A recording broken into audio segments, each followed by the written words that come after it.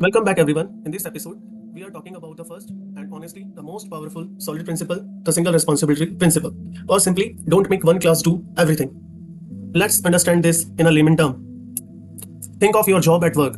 If you had to handle development testing, HR, payroll, and coffee making, you would burn out, right? The same thing happens in code. When one class tries to do it all, bugs, confusion, and chaos follows.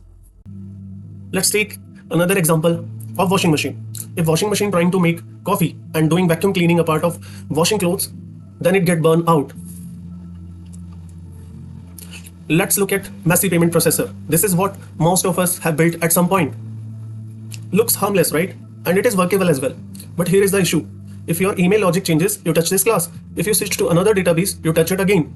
If validation rule changes, you touch it again. This class now has multiple reasons to change. Validation, database logic, and notification. Over time, that leads to merge conflicts, testing nightmare, and spaghetti code. Every feature starts to feel risky. Let's refactor this using SRP.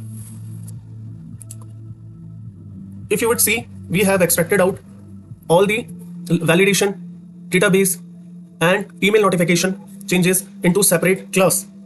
Now each class has just one reason to change. If email logic changes, modify email notifier. If validation changes, only update payment validator. The core payment logic stays untouched. This design is easier to test, easier to maintain, and easier to extend. We have just made the first step towards a scalable system. And this separation of role is what real-world architecture is built on. In the next episode, we will see how to make our code extensible without touching old files.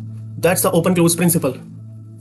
Imagine adding new payment methods like PayPal or UPI without modifying a single line in our existing classes. That's next. Stay tuned, like, subscribe, and share this to your fellow developer. And remember, keep your class single and focused. Thank you for watching.